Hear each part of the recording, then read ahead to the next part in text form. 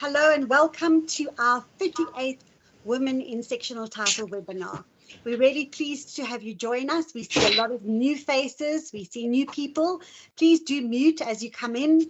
It's lovely to be able to have our sponsors that have also joined us from Zenton.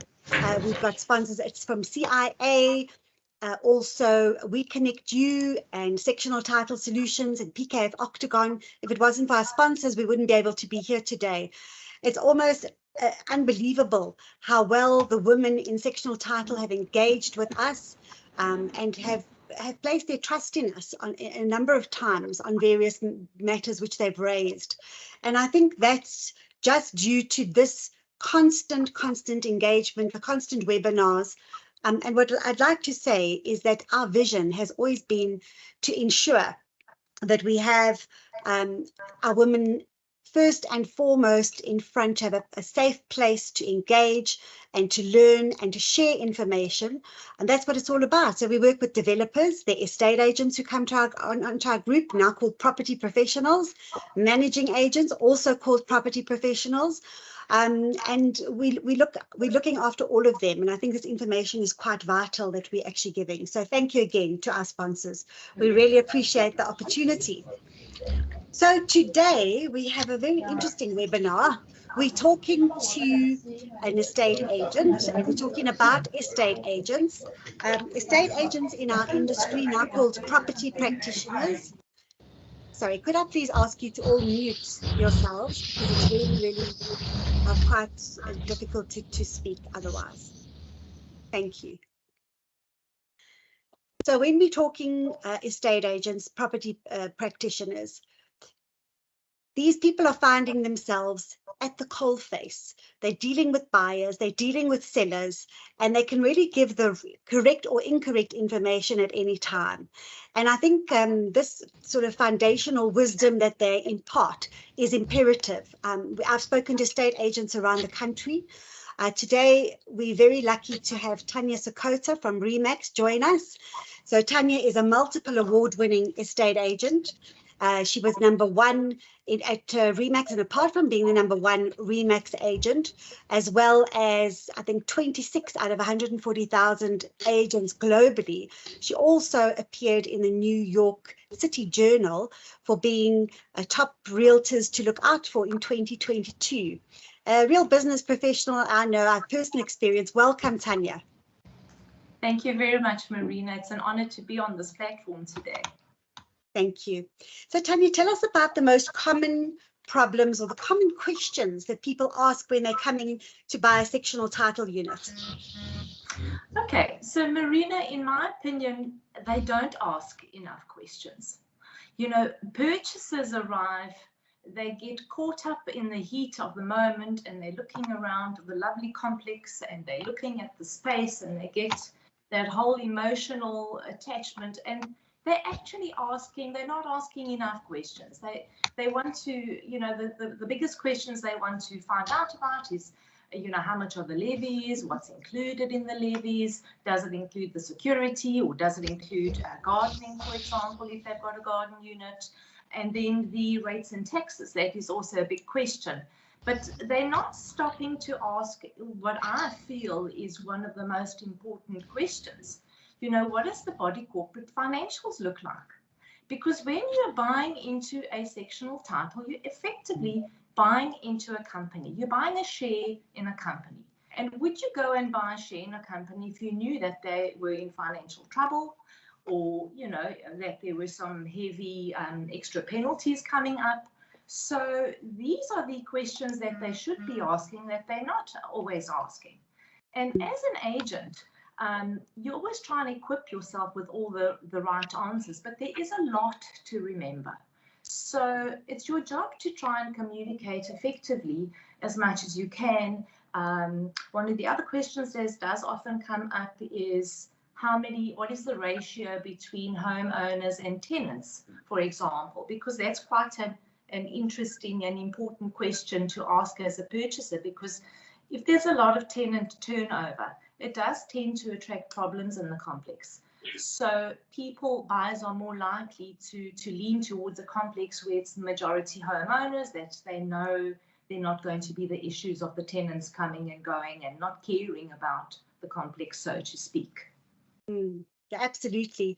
And I think, I mean, I don't even know that buyers sometimes know that there's like a community scheme ombud service to ask if the complex is registered with the community scheme ombud and things like that as well.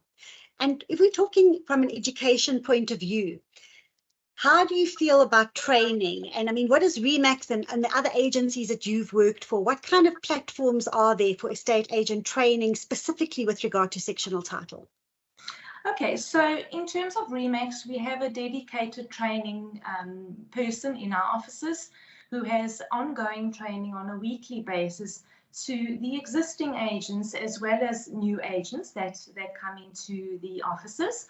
So that is absolutely critical. And I, in fact, even though I've been in the industry for 20 years, I like to attend the training sessions. And, you know, you can never know everything. So a refresher is always very, very important. We also have training sessions with attorneys where the attorneys will come once a month into our offices and give us, you know, the latest legal things that are happening and possibly case history, and, you know, if they've come up against something special that they'd like to convey to the agents. And it's that ongoing learning. So it's very, very important. For example, a webinar like this is extremely good for all agents to attend and to listen to and to share ideas.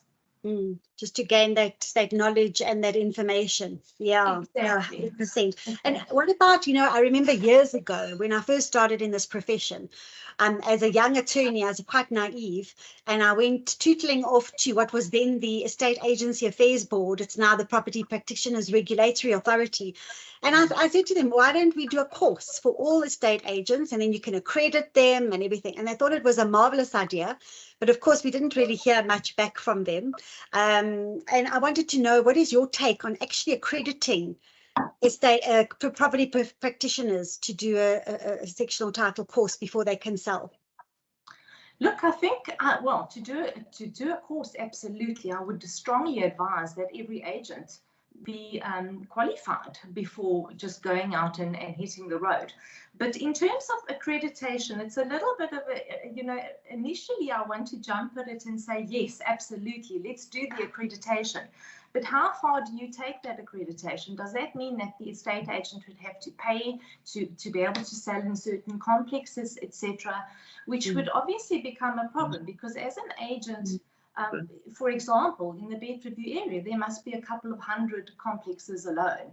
For you to be a specialist in every single complex is difficult, because there's a lot of information that you need to attend to and to part with to give your sellers and your buyers specifically the correct information. So I think training, absolutely 100%. Accreditation, I'd like to also say yes, but then I'm never one for exclusion. So you could be running around with a client who has seen all your properties in your accredited estates, and then you could know of another property that's in another estate that you're not accredited to sign in, to sell in, and you could be missing an opportunity for your buyer. And of course, you've got to be able to service that buyer to the best of your ability.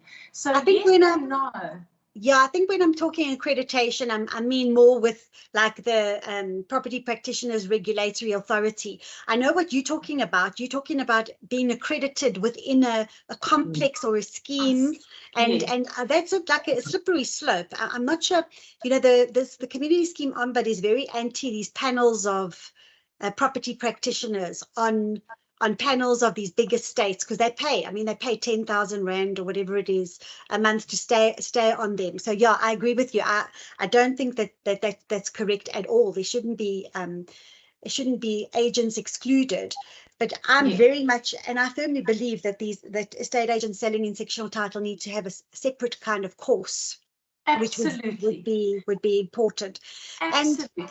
And Tanya, now, in the last couple of years, I mean, we've had a lot of changes in our sectional title schemes, Management Act and Community Scheme Ombud Service Act. What's happening in your world with, with changes in legislation, and how have you adapted to those changes? Okay, so one of the biggest changes happened recently, February last year. The Property Practitioners Act came into place. It was actually formed, I think, in 2019, but only came into effect in February last year. And I must say I've welcomed it, because one of the biggest factors that the Property Practitioners Act has brought into play is it's made it mandatory for sellers to give us agents a disclosure on the condition of their property. So no longer can they actually hide behind, I didn't know the roof was leaking, or, we've heard it all. As an agent, you can only relay the information that the seller is given you about the certain conditions, especially when it comes to the latent defects. You could be in a viewing and the buyer could fall in love with the home, but it's not raining that day. But when they move in, it's pouring with rain, and the ceiling is busy caving in because it's raining, and the seller didn't disclose. So that disclosure, property condition mandatory disclosure, I've really, really welcomed it, because sellers can no longer hide condition of the property. So that was one of the biggest improvements in terms of that. Of course, they've also widened the scope of application by consolidating the role players in the real estate industry. So no longer is it only an estate agent that needs to have a fidelity fund certificate. Developers do, and property managing agents also have to have, the FFC, and they need to be part of the Property Practitioners Act. They need to abide by that. So it's generally there to protect the consumer. So that has been fantastic. One other point, when it comes to the conveyancing, attorneys who are doing the conveyancing may not pay out commissions to agents unless they've got a valid fidelity fund certificate and their tax affairs are up to date. So I think it's also been a fantastic change for us agents to know that everything is regulated and controlled. Yeah, lots of changes, absolutely. And in our practice, and I also know that our portfolio managers will understand this, often an owner who's being sort of hauled over the coals by attorneys or the portfolio managers will say, yes, but the estate agent told me I could do that.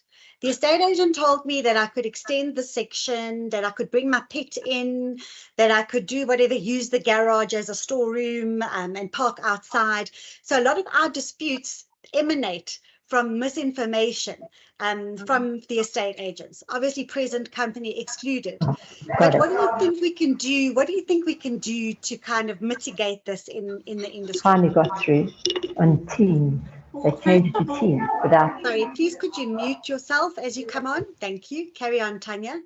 So as an agent, of course, we do rely on the sellers to give us the correct information. However, if the rules were provided to the agents by the property managers, and if we had all the correct information, there's no reason why, one should never assume, is what I'm trying to say. A buyer mustn't assume things. They have the responsibility to actually ask for the rules, and the agent has a responsibility to say, here are the rules. In our Remaxed offer to purchase, there is a clause that states, I have read the rules and I abide by the rules and I agree to the rules. So in the rules will be absolutely everything necessary in order for them to, make an informed decision, and not to have to say, well, I didn't know, this is not my carport.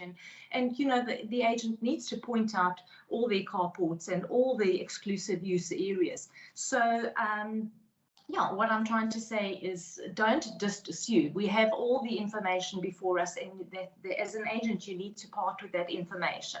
Have I answered the question? Yeah. You know what? Let's flesh it out a little bit there, because Sandy's also asked, why can estate agents work, more closely with managing agents, for example? And I remember having a seminar at the Italian Club about 20 years ago, where I invited estate agents and managing agents, because I heard there was always a bit of friction, between them. Managing agents think estate agents just phone them on a Friday afternoon for information, and estate agents, moan that managing agents don't want to give anything out and are charging a fortune for making copies and things. Shouldn't that relationship be close? How do you find, how do you work with with the managing agents? Absolutely, Marina. I buy them flowers and chocolates. You know what? Being nice to people goes a long way. You know, you can't be rude to anyone, let alone the managing agent that you're hoping will help you. But I have come upon some sticklers that don't like to give you the information or take their time about it. You know, when you've got a buyer and they want to sign an offer this afternoon, you can't be kept waiting for a week for the management rules. You can't be kept waiting for a week for the financials. You know, that buyer is hot. They want to make a sale now, and often the sellers don't have the current homeowners association rules or body corporate rules, and they don't have the current information to this day. And it's a scary fact. I think I've maybe had 2 lots of managing agents send me section plans. It's almost like they don't exist. Yeah, and I see Corinne says, I have good relationships with various managing agents I deal with. It's all about being reasonable and helpful. Absolutely, Corinne. I think that's what it is about.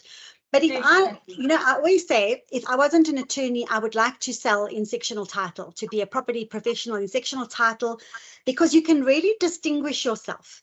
You can distinguish yourself. You can form relationships with managing agents. And it brings me on to another question. In giving a lot of seminars all over the country to estate agents, I've always said to them, create a file when you're dealing with a complex, because you're only dealing with a certain number of complexes in your area, because you've all got territorial areas.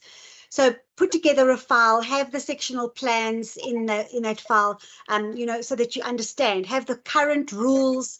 What are your thoughts about that, Tanya? Absolutely, 100%. I am so on board with you with that, Marina, because you've got to be prepared. And as you rightfully say, we are property professionals. And you want to be that professional agent that's going to set you apart from the rest. So have all the information, which brings me to something else that I want to say. If I could somehow if we could somehow assist the agents by forming an online portal where you in your certain area could log in, put in the complex details, and up will pop the rules, all the latest financials, so that you have immediate access to this. So you're not bothering the managing agent when he's got so much to do on the day and now he's still got to help you. If there's some way there could be a digital platform that agents could actually access immediately without delay, that would be absolutely phenomenal. Yeah, that's something definitely to consider. And I think for any of our digital guys out there, think about that, because that is huge. A lot of complaints come from our managing agents, particularly about estate agents' queries. In fact, you know, and sometimes when you have an offer to purchase, there might be something a little bit tricky or different. Like I got a call this morning from a friend of mine in Cape Town, and she said in the offer to purchase, the purchaser wants a clause to say that Airbnb is permitted in that offer to purchase. And I said to her, that's quite tricky, because at the end of the day, the rules could change. You know, you could change the rules within 30 days when the transfer hasn't even gone through. So there's some things that it's a bit of a minefield out there. And that's why you need to understand the implications of sectional title. In a situation where an estate agent does give the incorrect information out, Tanya, are you aware of any situations where attempts have been made to hold that agent liable? Personally, I haven't had an experience like that, luckily, but I do know that it happens. You know, just going back to what you just said now, Marina, it's very, very tricky, because if you've got this file and you made up this file 6 months ago and you've got all the rules and you've done everything that you can as a property professional, but the rules changed last night at the meeting, how do you know? You know, you as an agent, you say, yes, well, it is pet friendly.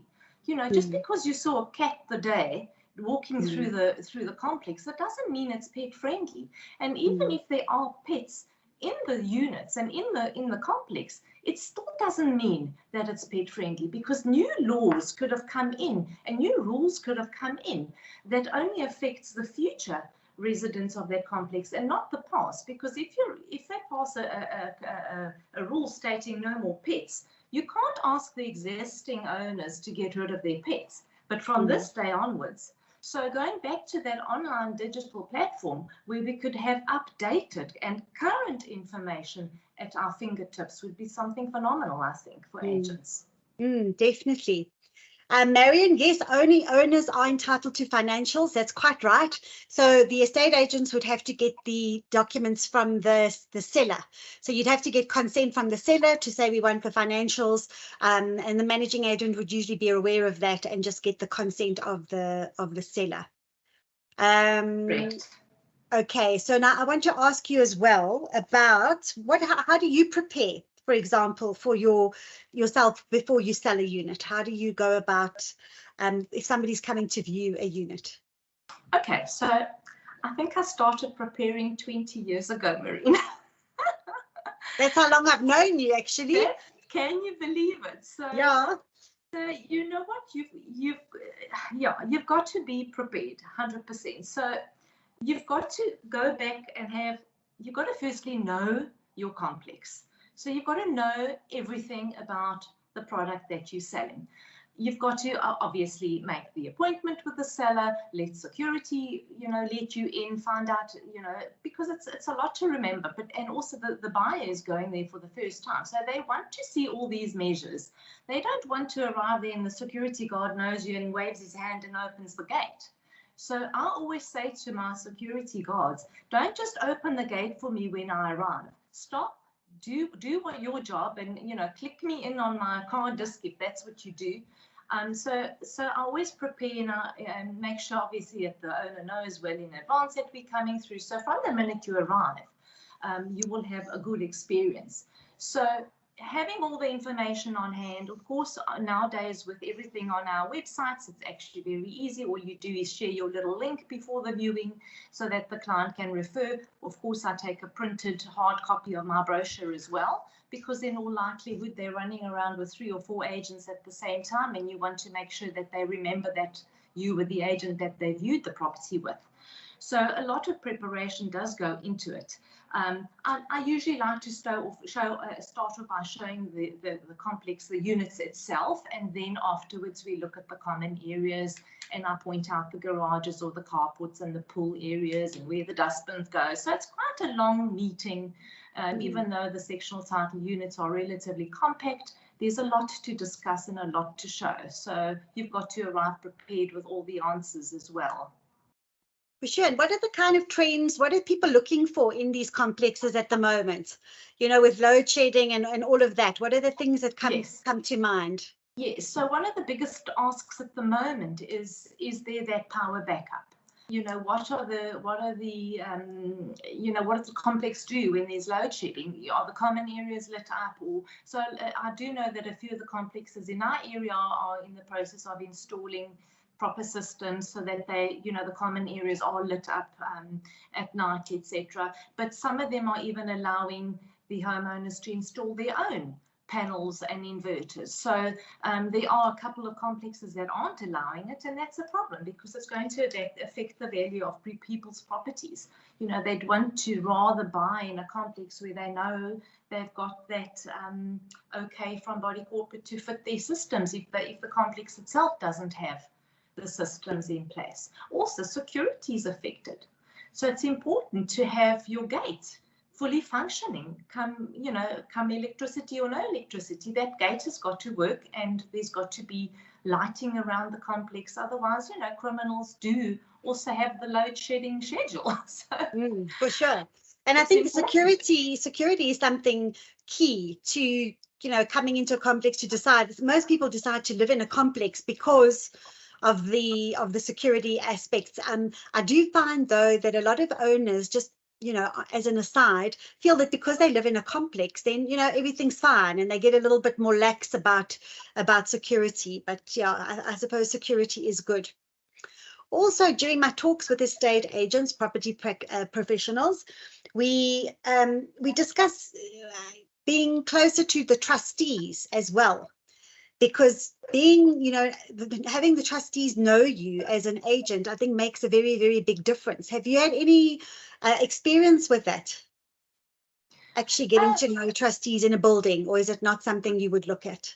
Yeah, I mean, I do get to know the general people that live in the complexes, etc., and the trustees, and it's important because they often, you've got to keep that close relationship, because they'll often hear of a neighbor that's selling, and who are they going to phone?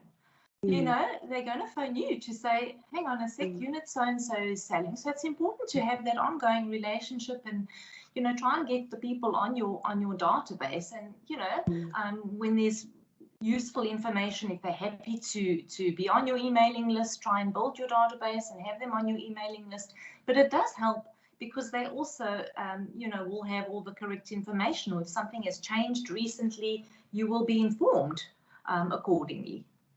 Yes, and also trustees, I think, would like an estate agent. If I'm a trustee in a building, I would really like an estate agent to share information with me.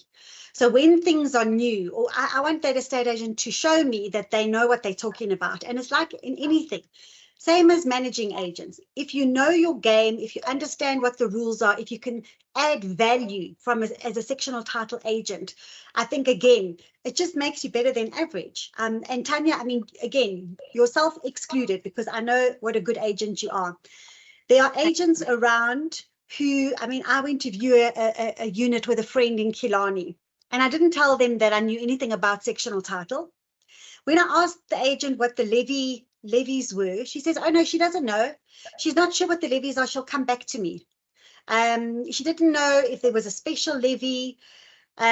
She didn't know the differences between various exclusive use areas, whether it was a registered exclusive use area or a common property, and things like that. And I would really, really say that as a team, maybe we need to get together on some level and just get estate agents, property practitioners in the know, because that makes such a huge difference. It's going to make a huge difference in that whole life cycle of that scheme. Absolutely, 100%. I agree with you. Yes, no, absolutely. Now we'd like to ask some people to ask some questions if they'd like to. If anybody's got a question, you can raise your hand.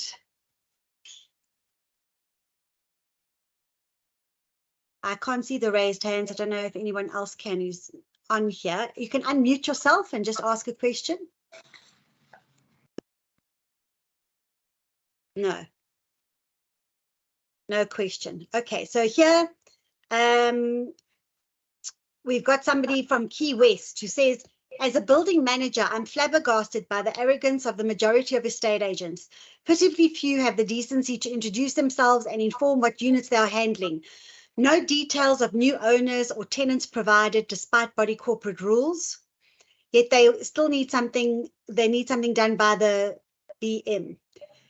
Incredible how they barge in without introduction and start making their demands, let alone expect the courtesy of any appreciation. Again, you say it's, you know, it's absolutely what you give out there. Let me see, there is a hand here. Marina, can I just add to that?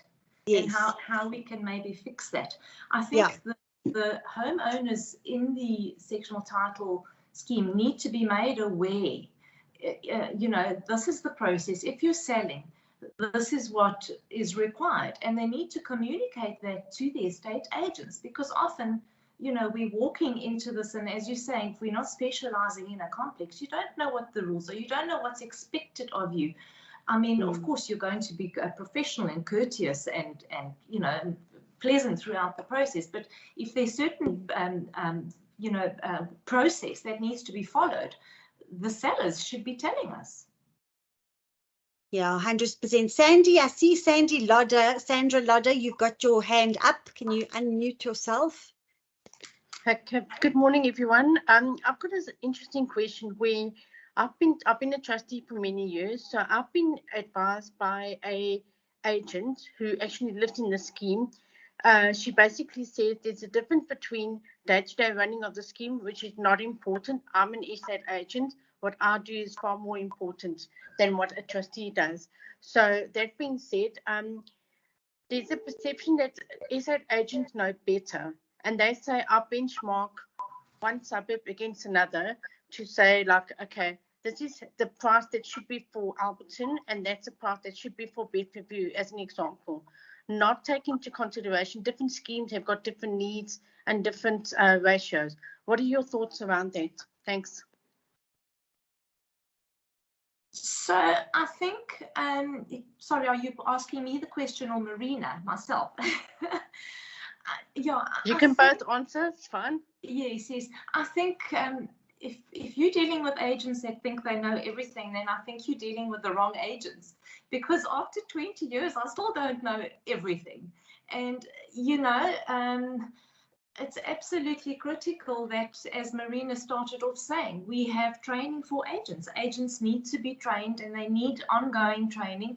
And if something is changed, you know, in the rules or in the complex, then we need to know about it. And I'm sorry you've had a bad experience with an estate agent, but we're not all like that. I promise you. Yeah, 100%. While we here, Tanya, I wanted to ask you, pets in sectional title complexes. What are your experiences with pets? Are more and more owners wanting to bring their pets into complexes? Yes. So if I look at all my sectional title stock, there is a shortage of stock for pets, pet-friendly stock. So the minute I get a unit that's pet-friendly, I tell you, I sell it like a hot cake. So there is a huge demand for pet-friendly units. Of course, once you're in a pet-friendly unit, it does also have its challenges in terms of the noise levels. If there's a yapping dog all day long, it becomes a problem. Mm-hmm. Yeah, so pet-friendly complexes sell quicker. So in other words, they achieve a better price for their property. So it does affect the supply and demand, which will affect the ultimate value of your property. Yeah.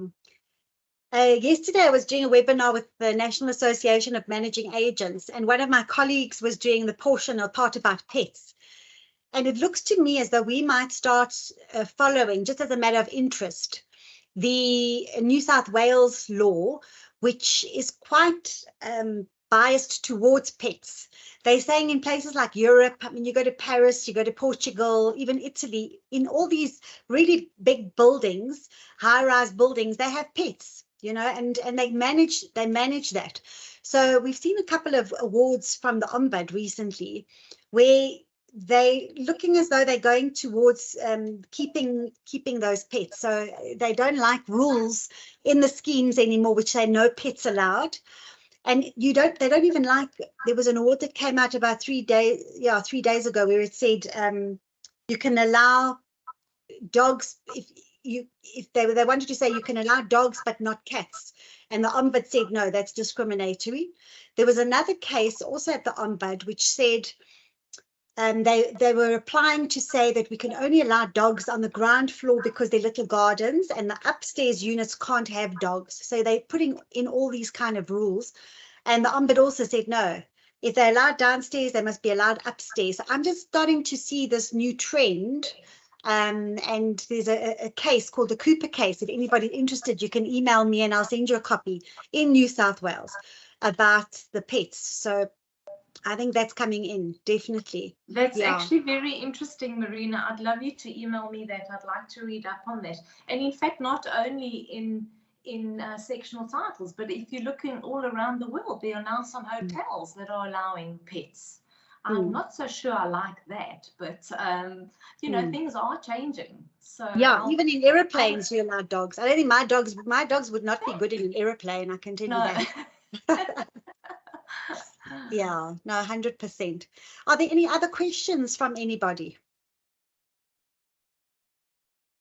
Sorry, I would just like to ask, I did actually join a little bit late, so I'm not sure if you covered it, but if I can just ask, when somebody sells and you know that they've got like building plans outstanding that haven't been approved, or the building plans have been approved, but they haven't got to the point of adjusting their PQ yet, whose responsibility is that sort of to highlight it? So it's definitely for the seller to bring it to the attention of the estate agent, and Before, as an agent, before you can sign a mandate to sell a property, you have to get that mandatory property disclosure from your seller signed. And in there, he has to disclose. I have a situation at the moment, it's not a sectional title property, but a house in St. Andrews that I sold, where only one of the cottages is on the plans. The other one is just, the seller just went ahead and built it, and my homeowner actually bought it like that. So he's saying, well, I bought the property like this, and I'm saying, well, the law is now changed. You have to disclose this. So it's the responsibility of the seller. As a result, my sale has been so delayed now that my purchaser is refusing to sign the transfer docs until it's on the plans. This cottage is not there. So it's critical and important that the seller discloses. It's his responsibility, and he has to make sure that it gets rectified at his cost, if that's okay. Yeah, and I think there are owners who would not disclose it. Is it okay for the managing agent to disclose it at the time when they are requesting a levy clearance certificate, something like that? Yes, absolutely. I don't think there's anything wrong with that. If I had to be a buyer, I'd be very unhappy if the managing agent didn't disclose something like that to me. Yeah, no, there are quite a lot of issues with also with levies and special levies. As an estate agent, often people will say to you, is there a levy? What are the levies and what are the special levies? And there might not be a special levy right then and there as you're signing the offer to purchase, but that special levy might be, put in place a week later, for example, and you might be unaware of it. But again, these are things that we need to consider. Anybody else? But Aubrey, yes, Aubrey Snyman. Hi, Marina, can you hear me?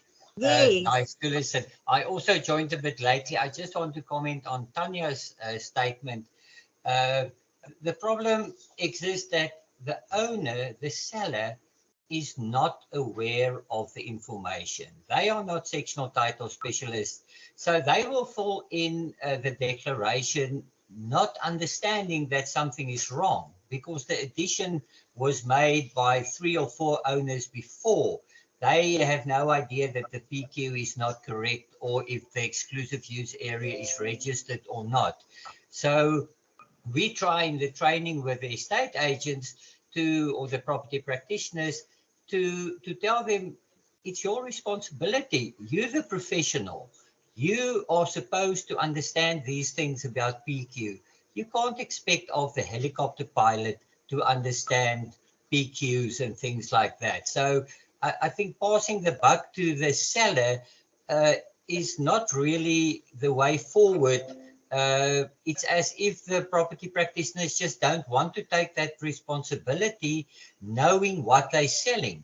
I mean, if I offer, if you sell a property for me, you must know what you're selling.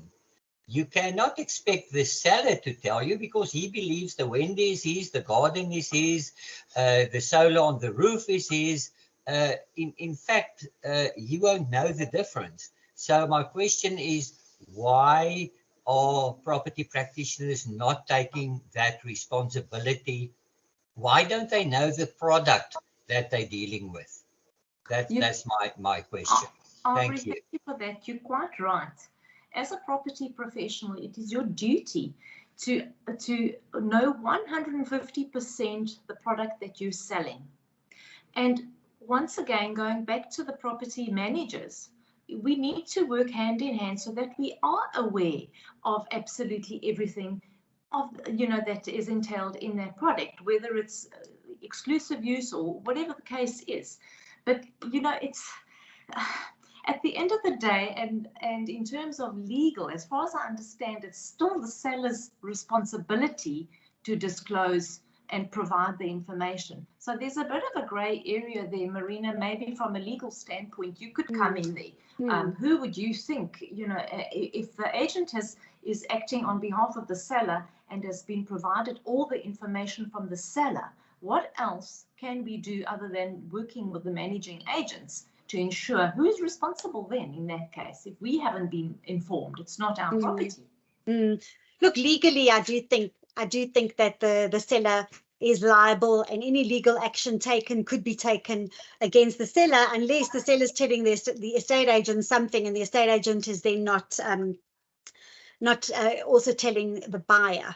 But I think, again, and this is what I keep saying at these seminars to agents, if you want to work in an area and you want to distinguish yourself, and you need to have that integrity, you might even lose a deal by disclosing too much and working too much around things. And I mean, there's certain things that you might not need to tell a person, but I really feel that for the long term, as for your career as an agent, and Tanya will know about this, it's only right that you do a little bit more than what is 100% necessary.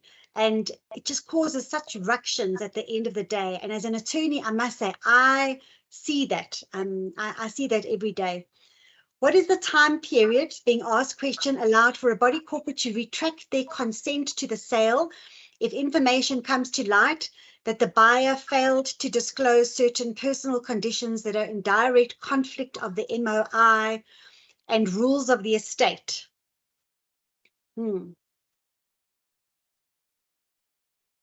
So, in other words, the buyer, let's use an example. The buyer's family is made up of 10 people, let's say. I don't know, what would an example be? Is this what they're saying? That now they're saying that, yeah, the property has not been registered yet. I think we probably need a little bit more detail on that one. Yeah. I'm not sure what personal conditions would be in direct conflict of the MOI and rules of the estate, but we'll look at it later. Also, yes, I agree with this one. Caroline, you said there should be legal requirement that levy clearance certificates are not issued where there are illegal structures and common property is not compliant until such time as these are removed or legally improved. Yes, absolutely. And I do think that the legislators in sectional title are starting to take these things more seriously.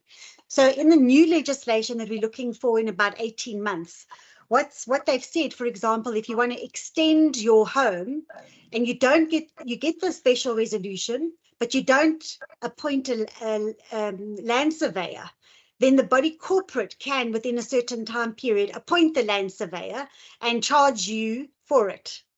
And they can charge you an increased levy, and they can charge you the fees for the land surveyor. So I think people, that everyone is starting to realize these things. And I agree that levy clearance certificate is quite a powerful tool, and at the moment is only ready for payment. Yes, and Marina, that's another important point that Aubrey made. How can we help the sellers? Because the sellers may not have all the details, but if that managing agent does have all the details, don't issue the levy certificate if there's a problem. We need to protect our sellers and make sure that there isn't a problem, and that we go down the line and we register, and then we find out the problem afterwards, and it becomes the new owner's problem. So I like that, withholding the levy clearance until everything is disclosed and everything, to do with the actual unit that the purchaser is buying is clear and disclosed. Well, yeah, I think that you might not like it so much if it's one of your deals, though, Tanya, because it can be held up forever. Yeah, Marina, I would not be happy if one of my clients bought something that they're not happy with, or something that was misrepresented. So I'll lose that deal. I'd rather lose that deal, because then I've got that client for life. That client will trust me forever. And a lot of agents just keep quiet about certain things. Just let the deal go through. I need my com. Maybe that is what does set me apart. I've walked away from many deals, and I've walked away from many situations because there was something wrong that didn't sit well within my core and my level of service to my clients. Rather walk away than leave somebody with a problem, and then you're liable, and for the rest of your life they will say, well, don't use that agent because this is what happened to me. I'd rather walk away, to be honest. No, 100%. And we wish more agents felt that way. So one last thing, how does a body corporate go about rejecting a sale? I thought that body corporates were not allowed to make judgments on this, Kevin. They're not allowed to reject a sale, but they are allowed to withhold a clearance certificate if certain monies are not paid. So that's the only sort of lever that they do have. And body corporates can't reject sales. Body corporates, trustees can't evict owners, and they can't evict tenants. So there's a limit to what they can do. Then Sandy again says, what about communicating how many people may reside in the unit? There's obviously not enough information about that. Overcrowding become huge in many areas. Yes, no, absolutely.